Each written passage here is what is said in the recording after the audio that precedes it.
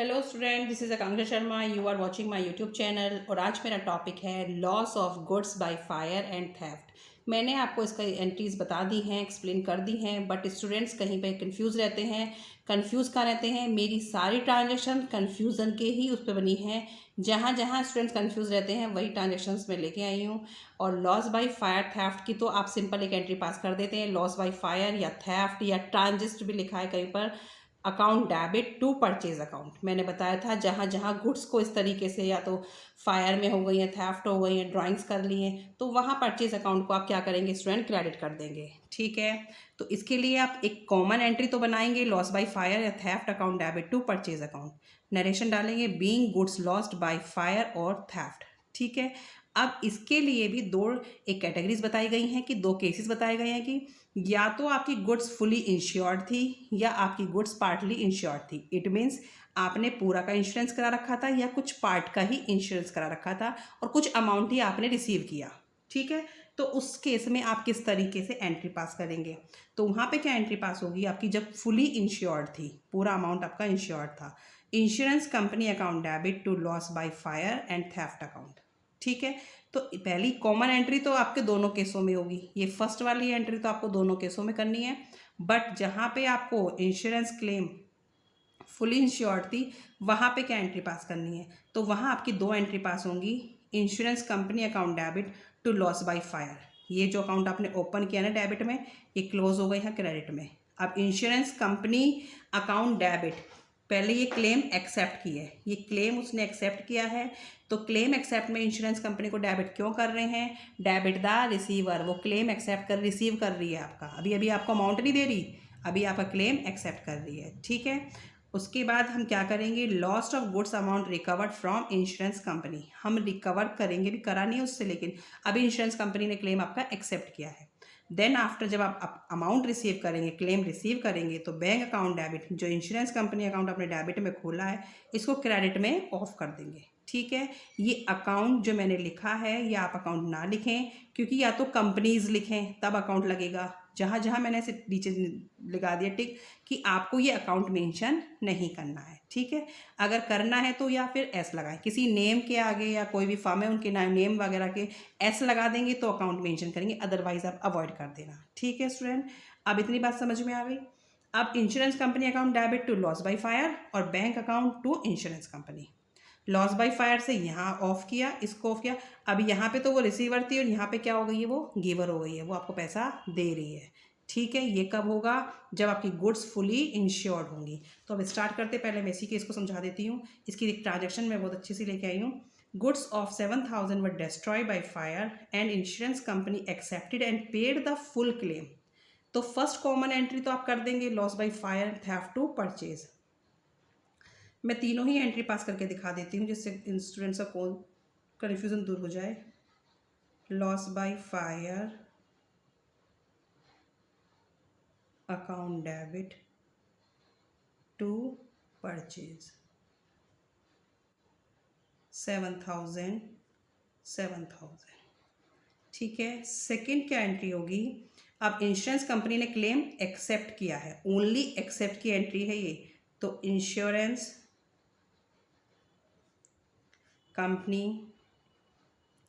Debit to, ये जो account हमने खोला है इसको यहाँ कर देंगे ऑफ। जो अकाउंट डेबिट में खुलता है वो जो क्लोज होगा तो क्रेडिट में होगा। Loss by fire 7,000 7,000। ठीक है, थर्ड एंट्री क्या बनेगी? अब अमाउंट रिसीव की entry, bank account debit to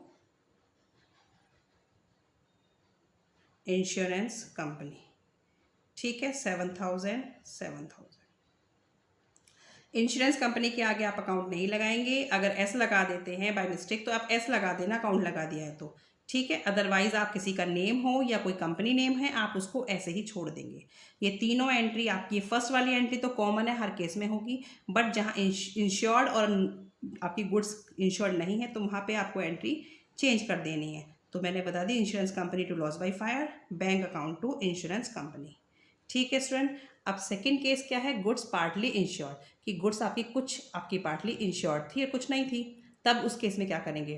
तो फर्स्ट तो कॉमन एंट्री है, second insurance company account debit, profit and loss account debit to loss by fire account. तो जब क्लेम वो एक्सेप्ट करेगी, जब वो क्लेम एक्सेप्ट करेगी तो वो क्लेम एक्सेप्ट करने में तो जो जितना अमाउंट उसने दे दिया तो आप पहले उसे दिखाएंगे, और जो नहीं दिया वो आप कहाँ मेंशन करेंगे, प्रॉफिट एंड लॉस में। ठीक है स्टूडेंट, जैसे कि अब क्वेश्चन पढ़ लेते हैं तब समझ आएगा। Goods damage bye fire 3000 and insurance company accepted and paid claim 2300 it means 3000 का फायर में हमें डैमेज हुआ है, बट इंश्योरेंस कंपनी ने क्लेम हमें दिया है फिर 2300 का। तो उस केस में क्या करेंगे, तो स्टार्ट करते हैं। पहली तो एंट्री हमारी कॉमन ही है, loss by fire account debit to purchase, ये कॉमन एंट्री है। How much amount, 3000। ठीक है स्टूडेंट, सेकेंड एंट्री को देखो आप, सेकेंड एंट्री है आपकी इंश्योरेंस